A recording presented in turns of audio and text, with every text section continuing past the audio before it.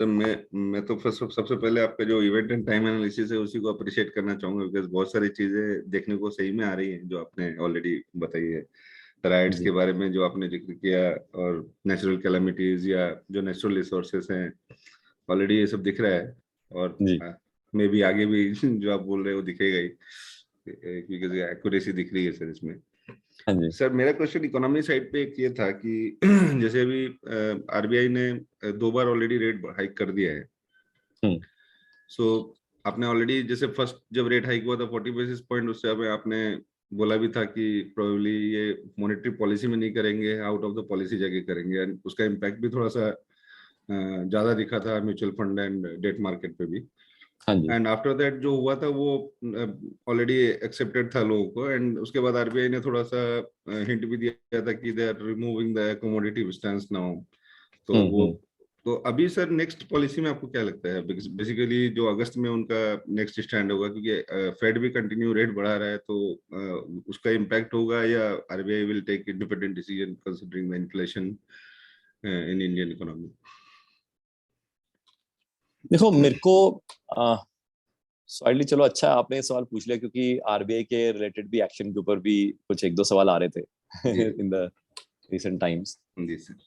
Next week I think RBI की बैठक है, तो कई लोगों को एक्सपेक्टेशन भी है कि कहीं आरबीआई दोबारा वैसी ऑफ द पॉलिसी मीट के तहत कहीं रेट ना बढ़ा दे।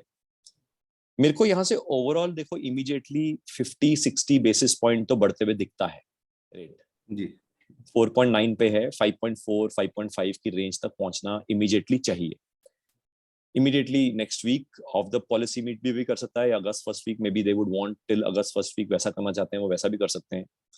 बट मेरे को यहाँ पे एक अलग एक और चीज भी दिखती है, वो ये है कि फेड का रेट और आरबीआई के रेट में जो रेपो रेट का जो डिफरेंस है सिंस 2020, अगर हम स्पेशली देखें, राइट। ये डिफरेंस 3.25% का है।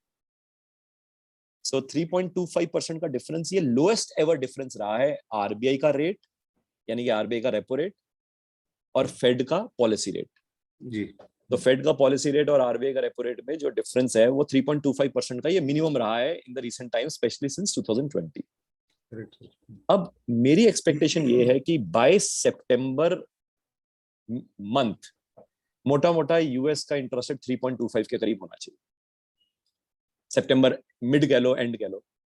3.25% अगर यूएस का इंटरेस्ट रेट एक्सपेक्टेड है, तो इसका मतलब है अगर मैं बेयर मिनिमम 3.25% को ऐड भी कर दूं, तो इंडिया का इंटरेस्ट रेट सितंबर तक 6.5 चाहिए। 6.5 होना चाहिए, राइट। बहुत खतरनाक सिचुएशन है, क्योंकि एक एंड पे स्लो डाउन रिसेशन की बात हो रही है और एक एंड में इन्फ्लेशन बहुत भयानक है। जी साथ में एक और पॉइंट है जो भी मैंने रिसेंटली अभी वेबिनार में मैंने डिस्कस किया कि इंडिया को इंटरेस्ट रेट बढ़ाने पड़ेंगे, नहीं तो इंटरेस्ट रेट डिफरेंशियल के कारण यहाँ से एफपीआई पैसा और निकालते रहेंगे। हाँ राइट। अभी रिसेंटली एनडीटीवी में भी मैंने यही बोला था कि टेम्पररी फेज है, मगर जैसे इंटरेस्ट रेट बढ़ाएंगे तो पैसा वापस आने लग जाएगा। तो उस पर्सपेक्टिव से मेरे को लगता है कि 3.25% का जो कुशन है फेड जो करेगा सितंबर एंड तक करेगा, तो आरबीआई के पास सितंबर एंड तक का टाइम है 6.5 करने में। अब 6.5 अगर सितंबर एंड तक करना है और अगस्त के फर्स्ट वीक में अगर मैं 50-60 बेसिस पॉइंट का झटका देता हूं और फिर सितंबर में दोबारा, तो उतना हजम इकोनॉमी बॉन्ड्स ले नहीं पाएंगे, मेरे को ऐसा लगता है। राइट। तो उसकी एक झलक नेक्स्ट वीक इनको दिखानी चाहिए, एक झलक इनको नेक्स्ट वीक दिखानी चाहिए। एंड एक झलक ये आई थिंक जो रेगुलर पॉलिसी मीट है वहां पे दिखा सकते हैं, but overall first week of August तक इनको 50-60 बेसिस पॉइंट बढ़ाने चाहिए। Market is expecting 25 basis point, but as जैसा आप बोल रहे हैं 50-60 बेसिस पॉइंट का भी इम्पैक्ट दिख सकता है, जैसे बिकॉज 6.5 लेके जाना है तो इनको मतलब थोड़ा फास्ट बहुत तेजी करना से बढ़ाना, पड़ेगा, तेजी से बढ़ाना बिल्कुल। पड़ेगा। मतलब इसका मोटा मोटा 1.6% हो गया सितंबर एंड तक। राइट। 4.9 है ना, तो 1.6% चाहिए और मतलब 1.5% मान लो, 1.5% का रेट ऑफ इंटरेस्ट बढ़ाना है इनको सितंबर एंड तक। Huge impact actually. और ऊपर से सितंबर और इवेंट एंड टाइम एनालिसिस के तहत मैं ये भी बता रहा हूँ कि सितंबर मिड से लेके नवंबर मिड बहुत भारी है स्लो डाउन के परस्पेक्टिव से। तो कहीं ऐसा ना हो कि ये भी रियलिटी हो जाए और वो भी रियलिटी हो जाए।